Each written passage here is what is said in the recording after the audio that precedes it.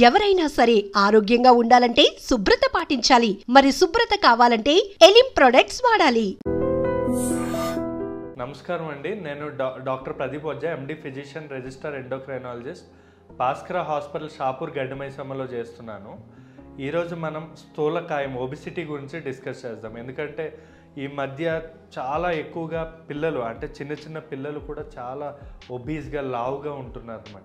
అసలు ఒబిసిటీ అంటే ఏంటి?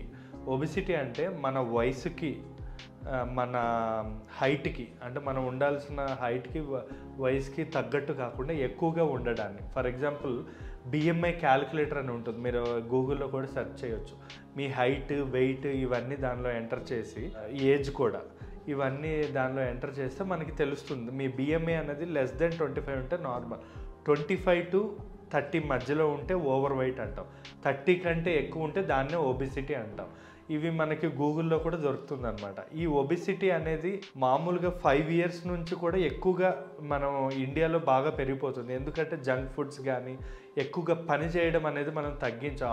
అప్పుడు లాగా పొలం పనులని, హార్డ్ వర్క్ అంటూ లేదు. ఇప్పుడు అంతా కూడా సింపుల్గా అయిపోయింది, అంటే కంప్యూటర్తో, ఫోన్లోనే పనులన్నీ అయిపోతున్నాయి. దానివల్ల ఏంటంటే ఈ ఒబిసిటీ అనేది బాగా పెరిగిపోయింది. ఎందుకంటే కార్లు, బైక్స్, చాలా ఇవన్నీ ఎలక్ట్రానిక్ ఐటమ్స్ ఇవన్నీ యూజ్ చేయడం వల్ల కొంచెం మన బాడీకి యాక్టివిటీ తగ్గి ఈ ప్రాబ్లం అనేది లాస్ట్ 10 years నుంచి అయితే చాలా ఎక్కువ పెరిగిందండి. ఒక యుఎస్లో అయితే మ్యాక్సిమం 60% మంది ఒబీస్గానే ఉంటున్నారు. పిల్లలు కానీ, వాళ్ళు కానీ, వాళ్ళ యొక్క లక్షణాల వల్ల కానీ.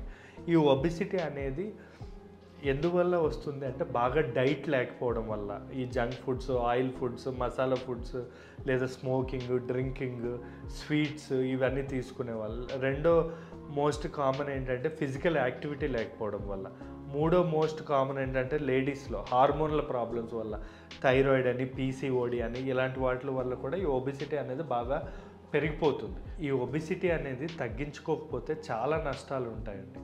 మెయిన్గా ఏంటంటే టైప్ 2 డయాబెటీస్ రావడం కానీ, లేదా హార్ట్లో కొలెస్ట్రాల్ అయ్యి హార్ట్ అటాక్స్, అవెస్కులర్ హార్ట్ డిసీజెస్ కానీ వచ్చే అవకాశాలు ఉంటాయి. ఇంకోటి థైరాయిడ్ ప్రాబ్లమ్స్ వచ్చే అవకాశాలు, లేదా హైపర్ టెన్షన్, బీపీ అనేది ఎక్కువగా పెరిగి వాళ్ళకి వేరే హార్ట్ ప్రాబ్లమ్స్ కానీ, కిడ్నీ ప్రాబ్లమ్స్ కానీ ఇవన్నీ వచ్చే అవకాశాలు చాలా ఎక్కువగా ఉంటాయన్నమాట. ఈ ఒబిసిటీ రాకుండా మనం ఏమేం చేయాలి అంటే, మెయిన్ ఫస్ట్ వెరీ ఇంపార్టెంట్ ఏంటంటే ఫిజికల్ యాక్టివిటీ. అంటే జిమ్ కానీ, ఎక్సర్సైజ్ కానీ, కార్డియాక్ ఎక్సర్సైజ్ కానీ ప్రతిరోజు, అంటే వారానికి 5 రోజులైనా మినిమం ఉండేటట్టు చూసుకోవాలి. ఇంకోటి, నిద్ర అనేది మినిమం 8 hours స్లీప్ ఉండాలి. స్లీప్ తక్కువ ఉండడం వల్ల కూడా బ్లడ్లో కార్టిజోల్ లెవెల్స్ పెరిగి మనకి ఈ స్థూలకాయం అనేది వచ్చే అవకాశాలు చాలా ఎక్కువగా ఉంటాయి. ఇంకోటి, స్ట్రెస్ తగ్గించుకోవాలి.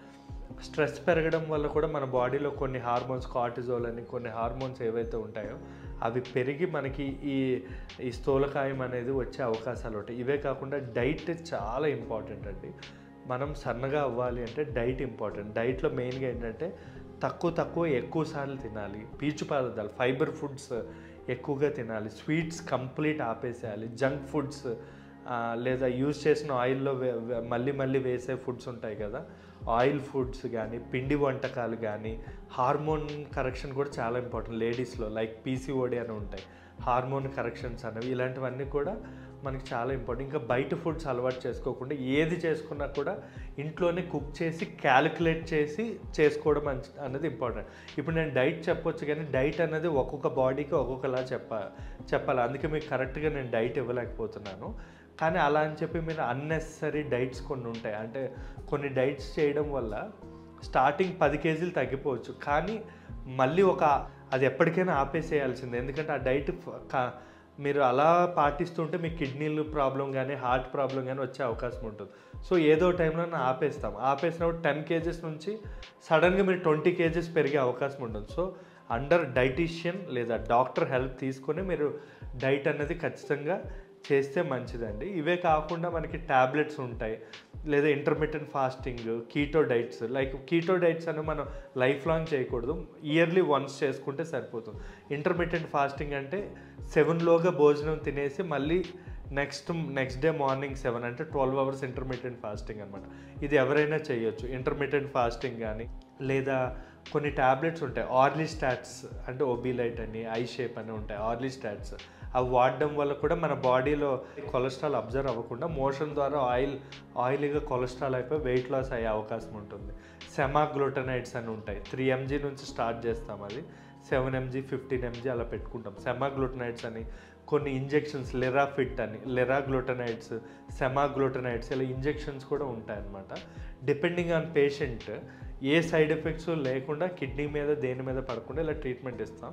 నెక్స్ట్ వీడియోలో నేను ఎగ్జాక్ట్ ఎన్ని క్యాలరీస్, ఎన్ని ప్రోటీన్స్, డైట్ ఏం తీసుకోవాలి అన్నది కూడా మీకు కీటో డైట్ గురించి లేదా ఇంటర్మీడియట్ ఫాస్టింగ్ గురించి కొంచెం క్లియర్గా మీకు చెప్తా. And also at the same time morning లేచిన వెంటనే ఈ లెమన్ టీ లేదా లేదా ఆయుర్వేదిక్ టీస్ కొన్ని ఉంటాయి. ఆ టీస్ వల్ల కూడా మనకు వెయిట్ లాస్ అయ్యే అవకాశాలు ఉంటాయి. రోజు కూడా టైం అనేది మెయింటైన్ చేయాలి. అంటే ముందు రోజు ఎన్నిసార్లు తింటారు, నెక్స్ట్ డే కూడా అదే అన్నిసార్లే తినాలి, అదే టైంకి తినాలి, తక్కువ ఎక్కువ 5 times అయినా తినాలి మినిమం. ఇవన్నీ కూడా పాటిస్తే మీరు వెయిట్ లాస్ అనేది తగ్గే అవకాశం ఉంటుంది. Thank you.